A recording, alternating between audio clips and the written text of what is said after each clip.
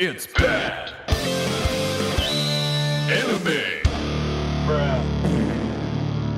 Hey everybody, my name's John. And I'm Rob. And this is Bad Anime, the podcast where we decide, Is this anime bad? The fuck is this? I knew that was coming. I knew some variation of the goddammit, what did we just watch is coming. I knew it.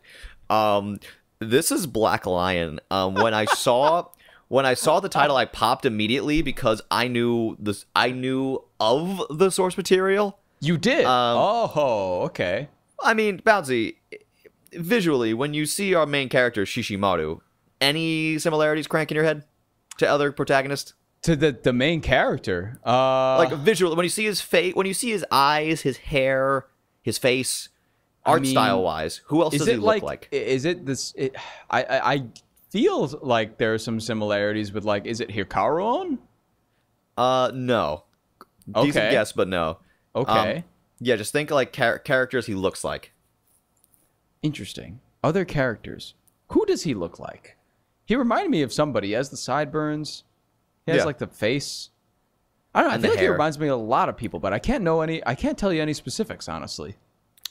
A picture of Violence Jack in your head. Yeah, okay. And all those characters. You know, Janai reminds me more of Violence Jack. Right. That's the big thing we're talking about. Yeah, the big bad in here. Yeah. Okay. I see. Is this a Go Nagai thing? Yeah, it's a Go Nagai manga adaptation. Oh, interesting. That's why it was so gruesome at points. I was like, wow, they're really getting bloody with this one, baby. Damn. Yeah, and that's actually. So I've heard of this at one point because the title always stuck with me. I'm like, Black Lion, what the fuck could that be about? Because I remember scrolling through Nagai's bibliography at one point, which is fucking massive, and just I'm sure clicking any of the blue links on Wikipedia. I don't see it on Wikipedia anymore, but at one point on Wikipedia, this did have an entry, and and a lot of Nagai stuff doesn't because it's just so obscure. Because the man cranked out an ungodly amount of manga in his time. And thankfully, we're actually going into one of the other phylums of Nagai stuff here. Yes, his gruesome elements are still there, but an element that I actually haven't experienced a lot of Nagai's work are the super dorky robot ones. Yes, because this was like space robot samurai kind of thing going on here, and ninja. Yeah, it really morphed together a lot of different interests in one. Yeah, and this is a classic Nagai where you just smash a bunch of random things together until you come up with a sandwich of random things you like. It was definitely a random thing somebody likes kind of sandwich. Yes, I definitely thought that. And it looks like this original manga was written from 76 to 78. I can't find any fucking information on it other than that. I also love how this episode began with me just saying, the fuck is this? And you just going into a tirade about what it is and how this podcast has degraded so much that is just the only dialogue that we need. Exactly. I mean, we're getting, like I said, we're either getting much more unhinged or we're getting more succinct and actually identifying what the fuck we're watching. I like it either way. Continue. I'm sorry to have cut you off. No, of course. No, I'm still on track here. Yeah. But the thing I found odd is that this manga only ran from 2 years in the mid to late 70s, and this OVA came out in 92. Yes, I did know that it came out in 1992, and it does look like it. But like, why? I don't know why they. But like, 20 years later decided to use the source material. It wasn't like an extremely popular manga. It only ran for 2 years. And very strange. I've never heard Black Lion get mentioned among the guys' work. Like I said, if I didn't see that one random Wikipedia article that doesn't even look like it exists anymore, I wouldn't have known about it. But I like big cats, so the title Black Lion appealed to me. It took the entire episode to figure out what the fuck the Black Lion was, because it just wasn't clear at all. It's still not necessarily clear to me, but I thought it was the main character. I thought it was Shishimaru. No, it wasn't. Okay, well, yeah, I guess it was really unclear then. I had no idea. Okay, we need to talk about this now because when we're doing like our pre-production text, like among all the other among other personal messages, I love when we talk about all the other shit we like to talk about, and suddenly there's a podcast related chain. Business. By the way, because we were going over like, hey, I'm ready for the next session. I've watched this, and that, and you said, cool, I'm up to here. I think I need to rewatch Black Lion again because what the fuck happened? And I'm like, okay, this is one of those where we're just like, so I came into the like watching the episode, the OVA, knowing that it might be a little one of those like OVAs that don't bother explaining a lot. This one, it felt like it didn't really care about its own story and like world and setting. It fell into one of those phylums of things we've covered where it feels like they're trying to show you stuff happening. They're not really trying to move the narrative. Like, it feels like the narrative kind of just ties all the loose ends together so they can get to the fun ninja versus samurai fight scenes. Yeah, that's what it felt like. And honestly, when watching it kind of on that point, it weirdly, okay. Yeah. I'm trying to think of a good way to phrase this, but it was the most simple, complicated thing that I've ever seen. Interesting. I felt like they threw in all this shit, like all this shit about like, oh, samurais in space and all that bullshit, and like, oh, who's this Nobunaga guy, and he's up in space controlling things, and he has got spaceships while everybody else is in feudal Japan for some reason, and he's sending down like robot Janai to kill this clan of people that has clearly wronged him in the past or something, right? And then they have tanks. Sure, they got tanks. Yeah, right. They got all that shit. Sure, they got tanks. It wasn't, but none of that mattered, I guess, and I could see that pretty quickly that none of that mattered because the simplicity of this was just Janai versus Shishimaru and just trying to kill Janai. So that's why I say it was the most simple, complicated thing that I've seen because it was complicated if you take all the story elements and try to piece them together. But in reality, it's a very, very simple story.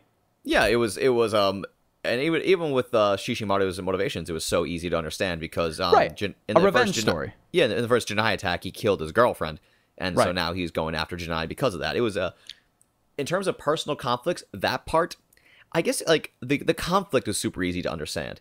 The setting and what was going on around it was not because I think maybe like halfway through the OVA, we see the first image of when Janai got abducted by aliens, and then they were like they were reconstructing him $6 Million Man style. And I'm like, so they're building a giant alien samurai robot. Yeah, it was very Darth Vader-esque where he died or was very close to death. And then got rebuilt. At the hands of a ninja or something. I think some ninjas killed his family or something. Yeah, that's why he hates ninjas. Yeah, almost killed him or did kill him. And then for some reason, some guy in space was like, yo, if I was to make any motherfucker a robot, it's this dude right now. And he somehow just picked him up and was like, you're a big boy. You're going to be my big boy. Right. And then he made him a robot to be his big boy. So he was basically the Palpatine to Janai's Vader. Exactly. And then rigged him up and sent him back there. And there was also a scene that was very strange in there where Nobunaga, the guy that found him, was like, all right, so Janai, I brought you back to life, homie. How you feeling? And Janai's like, why didn't you just leave me dead, bro? I don't want to live. My family's not alive. Like, I hate everything. And he's like, well, I built you to kill ninjas. Aren't you mad at ninjas that killed your family? And Janai's like, yeah. It reminds me a lot of the plot of Scorpion and Sub-Zero in Mortal Kombat. Like the ninja killed my family. I'm going to kill all the ninjas. Yes, but at first he didn't even seem that excited to kill all the ninjas. You know, he didn't really. At first, when he got brought back to life, he was like, just let me rest. I don't really want to do this. And then Nobunaga was like, but don't you hate them? And he was like, yeah, I guess. And then he just started killing them. And I guess you just don't stop. You know, once you get a taste for the blood, you just keep going.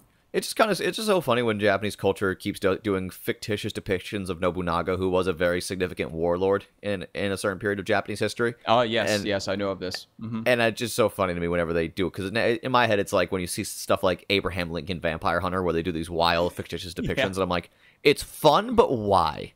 But why? Yeah, I don't understand. But like, what if Nobunaga was in space? I'm like, then things would get fucking wild. I mean, why did we need to see this? I guess. I don't know why you did that, but okay. Yeah, personally, I just don't get it. Maybe because I'm a history buff, I like to learn about history in an organic way, but I don't know. Yo, what if George W. Bush was in space, my dog? Yeah, but like, what if John Quincy Adams was like on the Titanic? I'm like, what? And also a robot. A robot. It's like, excuse me? Guys, what is this? What are we talking about here? Which is exactly why, at the end of the day, it was just so simple to me that, all right, all this, like within the first 20 minutes, I was like, all right, all this bullshit doesn't matter. Yeah. And it was only 40 minutes long. So within the first half of the thing, even before that, I very easily saw like what mattered and what didn't matter. And I didn't realize that Janai was going to be the main villain throughout I thought they were going to like, eventually go to space and fight this Nobunaga guy. And I had no idea. But it was just focused on like Shishimaru trying to kill Janai the entire time. And Janai killing all of the people around him consistently. And then Janai not dying, even though he totally should, because he's an immortal robot guy. You know? But eventually they shot up, like they crush him with a bunch of rocks, and then then Janai revealed if he does die, the reactor in him will go off, and then he's gonna explode, and then everyone's definitely gonna die. But then like,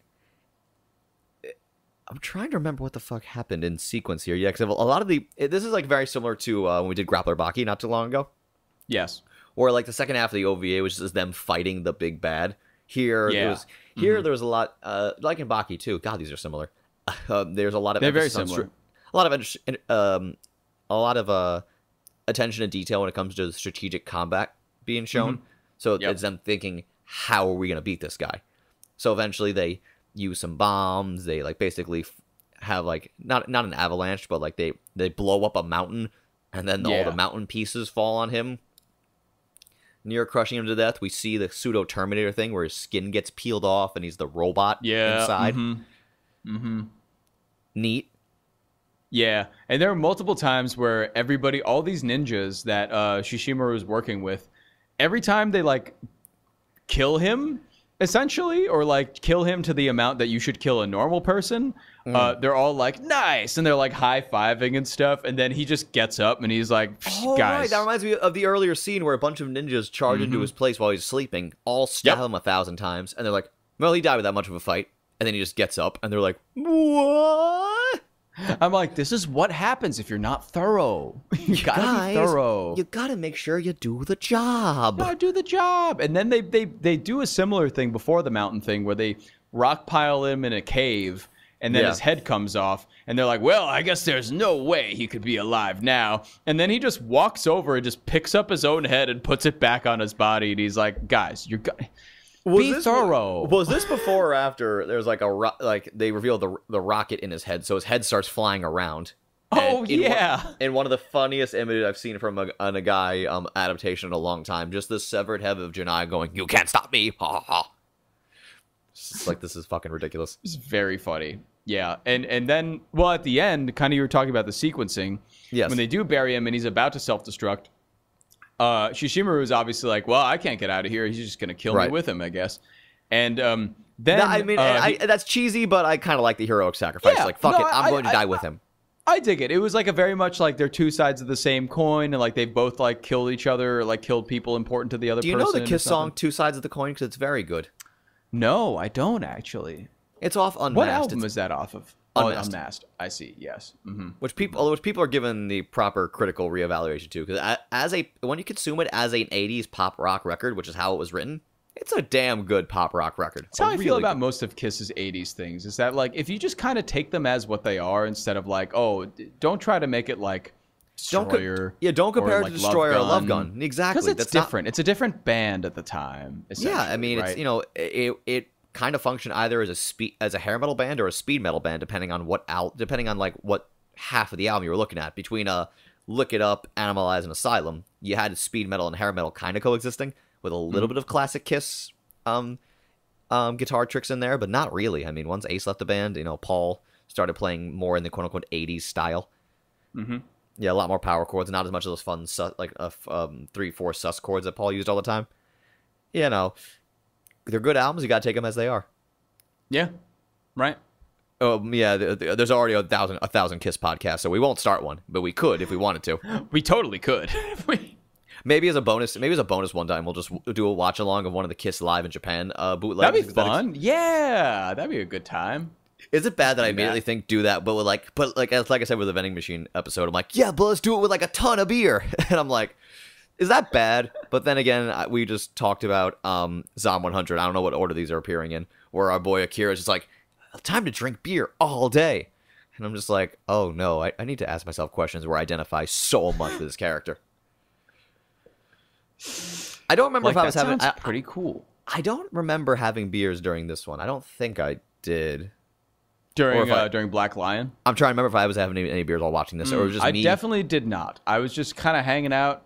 I threw it on. I think I had COVID when I watched Black Lion, actually. Oh, yeah, you got a strong recent vid sting. Yeah. I did. Sorry. I did for about like 5 to 6 days, and I was just in a room. So I just watched like Black Lion and other things. I mean, you did the right thing by staying inside. I legitimately had to I didn't watch it again, but I skimmed through it a second time, like after I texted you about that, just trying to figure out what the hell's going on. Just to try to figure out the timeline here, like when things happen, and then I decided that hey, it doesn't matter. So when you say it doesn't matter, do you mean the plot, or do you mean this thing in general? Oh, the plot. But maybe kind of this thing in general, too. That's what I'm thinking, Not to be, extremely harsh on it, but it was just whatever for the entirety of it. I mean, the end, which we almost talked about before, was, after when he's about to self-destruct, Shishimaru blacks out and wakes up in a field. Yeah. And then he realized that he was saved by aliens. Yes. And there's, like, a giant spaceship above him that's, like, Shishimaru, and he's like, the fuck is going on? And then, he's happy, and then then it ends there. But pretty much. The ship, and he's like, what should I? Shishimaru asks the ship, what should I call you? And he's like, you can call me the Black Lion. That's what Black Lion was. I see. Yes, the Black Lion was the ship. See, because Shishi means lion in Japanese, so I assumed they were talking about. I thought they were talking about Maru. I thought they were talking about him too, because he had like all this black hair that looked like he was like creating a lion's mane around him. But who knows? In the second half of this OVA, or if they ever made another sequel to this, it would probably be the next chapter. I would guess would be he joins the ranks of these aliens and becomes their quote unquote Black Lion. But that's at least where I thought it would go. But yeah, then it just kind of ended, and I was happy it ended because it wasn't that good. No. It really wasn't. It reminded me a lot of a few live action things, funny enough, that I'd much rather be watching. Kamen no Ninja Akakage is the first one. It's an old it's actually the first color live action TV series there was, superhero show there was in Japan that was in color. And it was a very similar premise where it was a ninja in a similar time frame in Japan, but he also had like wildly futuristic gadgets for no reason.